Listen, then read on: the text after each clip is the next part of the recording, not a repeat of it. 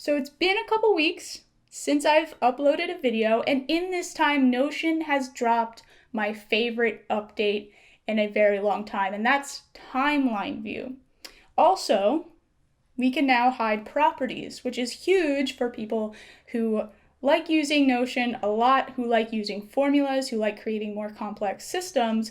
But the only thing holding them back is that it requires making a lot of properties, and it's an eyesore to look at. In this video, what I want to do is go through how I'm going to customize my timeline for project management, sort of building action plans and goal setting, how I'm going to incorporate a progress bar, and how I'm going to be using those hidden properties to make it look a lot better. So let's just get right into it. So let's start with this little skeleton template that I created to start. What I did, first of all, to get this timeline view to show up is I went /timeline.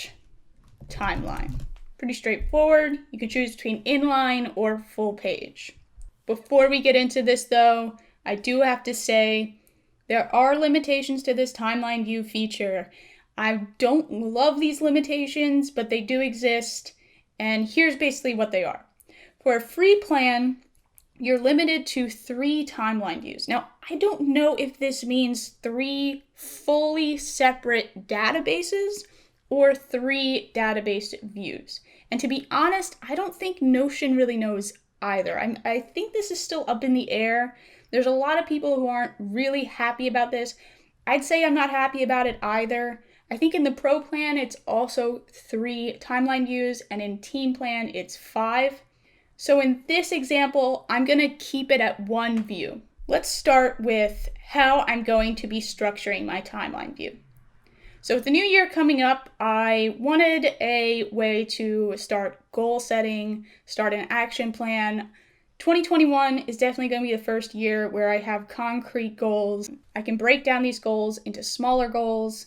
I can break down those goals into even smaller goals. That's what we're going to do here. We're going to have a card for each type of goal. The biggest goal is called a milestone, and we're calling that a high-level goal. So every one of these cards, what I have right now is just the start date and the end date. So right now I'm in a view called quarter. I'm pretty zoomed out. You can see October 2020, December, January. If I wanted to zoom in a bit more, I can go to month. Then I could go to bi-weekly, I could go to the week or the day. I could also look at everything by hour.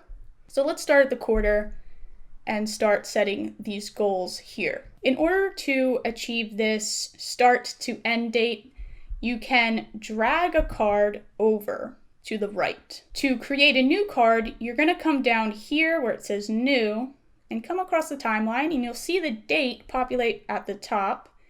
This is December 12th to December 25th, and create a new page and type in your goal here. If you go back to week, for instance, a new page only populates one day. So this is Saturday, the 12th of December. You can hide this sidebar over and get a much cleaner look. This is very much appreciated. You can also come over here, have it view again, go to properties, and here now you'll see show in table, whatever properties you want to show in the table, which is over here on the sidebar, or toggle properties you want to see in the timeline. So if I want to see the start date, I can see it there in the card, or the end date. How do you go about configuring this start and end date? What you do is go up to these 3 dots, go to timeline by. You'll see here start and end date preferences. Down here is a toggle that says use separate start and end dates, and that's what I'm doing. But if I were to toggle this off, it would only be using my start date. If I instead wanted to use a date range, I could also do that. Include an end time and say this end time is February 16th, and it would populate in the same exact way. But I do prefer it in 2 separate properties. Let's go back to timeline by, toggle this on. I want the start date to be my start date and the end date to be my end date. Now let's start creating more properties and customizing this thing. The First thing I want to put in here is a complete property. So let's just quickly put in a checkbox so that upon completion, I can just tick that. And what I want to do is have it viewed in this timeline view. So go back to properties and tick on complete. And I want it to be at the start of this card. That looks nice. The next thing I want to do is create a property that's called children tasks. What I'm going to do is create this relation property and reference the table we're in, which is called timeline progress, I believe. And what I'm going to do is select sync both ways so that a parent property appears. And I'll just rename this parent. So now we can start breaking down this bigger goal into smaller goals or tasks. Essentially, high-level goals are made up of mid-level goals. Mid-level goals are made up of low-level goals. Those low-level goals would be like maybe a couple weeks to achieve. A high-level goal might take like 3 or 4 months. So it's a hierarchy approach that I'm making. There's a lot of people who think that goal setting isn't good. It doesn't really accomplish what people want it to accomplish. But it is something that works for me. So all of our mid-level goals are nested into this higher level goal. Now that this is the case, I'm going to create another property called type. And this is going to let me know what type of goal I'm dealing with. Let's just call this 1. So what this is going to represent is high level milestone. Now in mid-level, let's call this 2 mid-level goal. Change this to a different color. So if I go up to properties, come down to type in timeline, toggle it on, I can see upon quick glance that this card is a high-level milestone and this card is a mid-level goal and so on. But instead of writing out the whole word, I'm thinking of just keeping it pretty minimal. And I'm just gonna have the number and some underscores going across.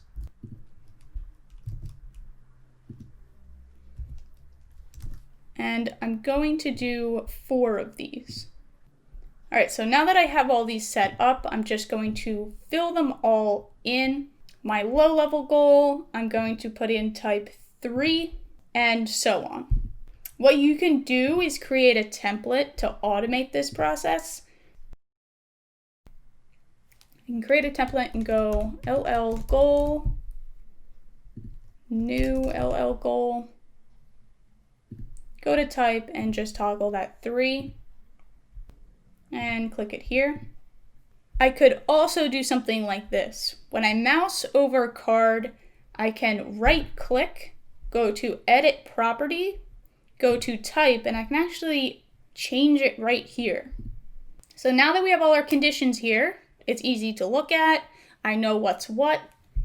So how you see this organized from top to bottom, kind of like a stair going down over time, because I've sorted the start date by ascending. If I were to do descending, it would kind of go the other direction. Everything farthest to the left that is near this red line is closest to today. That red line represents today. There's another way you can sort everything as well, which I actually prefer. And that's dragging this type ascending up to the top. What this is doing is creating this 3-tier visual look with all of the high-level goals at the top, all the mid-level goals bunched together underneath, and all the low-level goals down here. All of my even lower-level tasks will go below here. What I'm going to do off camera is start nesting these goals together, all the mid-level goals to the high level and low level to mid-level. Before I do that, let me show you how you can track the progress of a parent goal based off of the completion of its children goals or tasks. Let me show you. We're going to name it child progress and turn it into a roll-up. And the configuration for this is going find children tasks, complete, and percent checked. Right now it's 0, but if I were to go back, say we're done this mid-level goal, and this one, and this one. If I were to go back to this higher level goal that they are associated with, you'll see that child progress is 75%. So in a sense, this higher level goal is 75% of the way done. So this roll-up is what we're going to use to create a progress bar. Because we're only using it for the progress bar, I actually want to hide this property. So I'm just going to click on it, go to hide property, and always hide. I'm going off camera to start making these connections between children and parents, and then we'll come back and start making this progress bar. So let's add a property called progress and toggle formula. If you're a little bit confused by formulas and you are a relatively new Notion user, don't worry. All of these formulas will be in the link below, also this template. So if you just want to go look around while this video is playing, I probably should have said that in the beginning, you can do that. And if you are a more advanced Notion user and I am going a little bit slow, same applies. You can just go down there and check it out for yourself. So this is how the formula is going to look. We're going to use the slice function. And what I want to do is slice what our progress bar is going to look at 100%. So I'm going to use emojis. I'm going to use this little bolt looking one here and paste it 10 times. And upon the 11th emoji, I'm just going to put a check mark to signify that it is complete. Put all of that in quotation marks, comma, 0, comma. Here what I want to do is grab that child progress roll-up we made. So prop, come down to child progress. And then what I'm going to do is multiply this by 10. I'm going to close it out.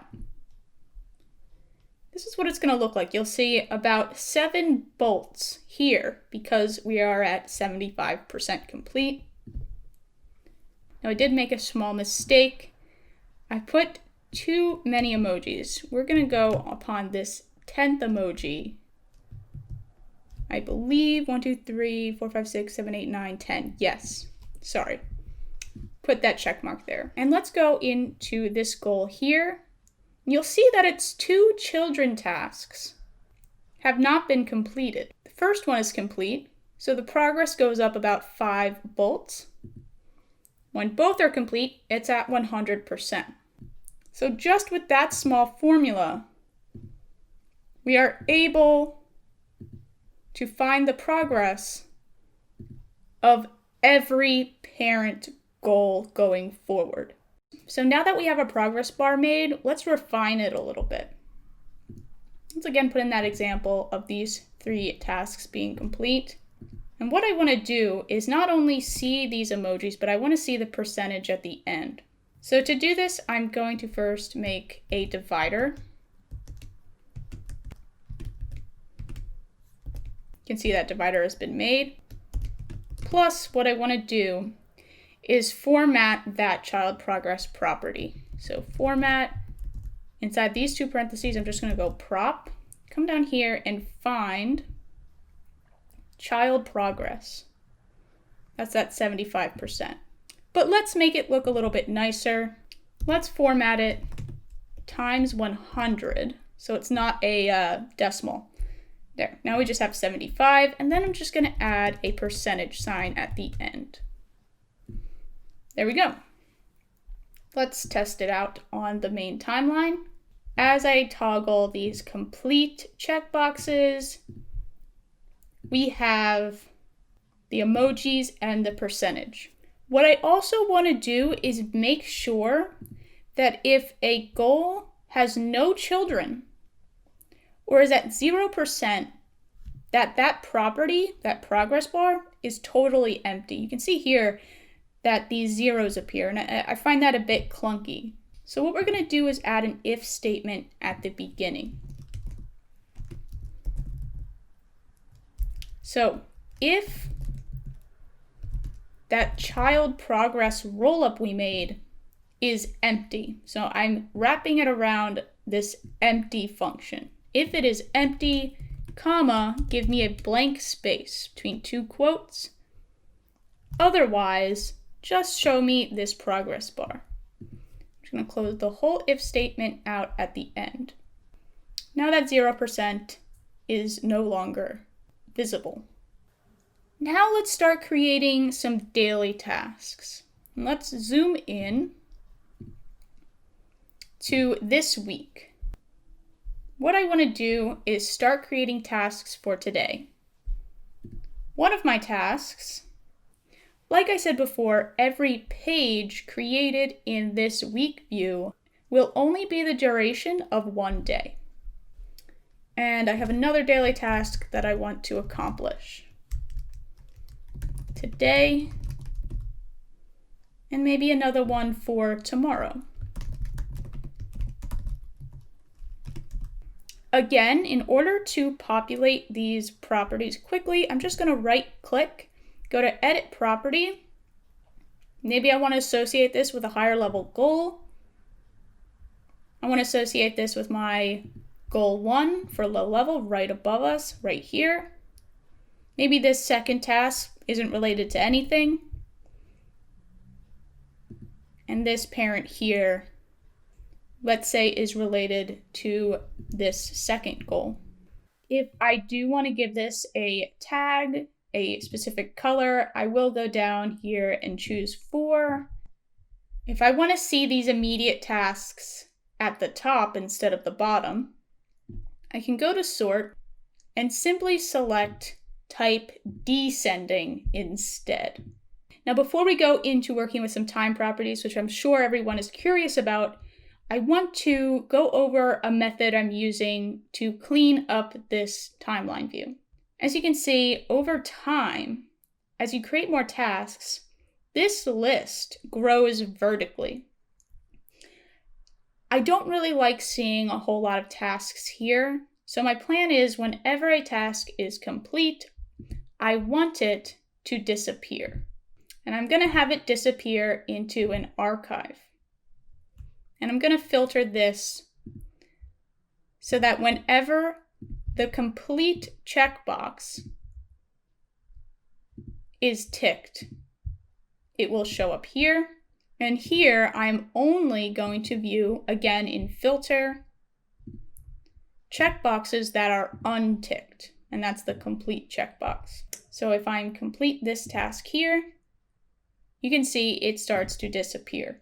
Now that I'm 100% done these two goals, I will check them away as well and move on down the line. And you can see how it starts to minimize a little bit and lets you focus on what's right in front of you.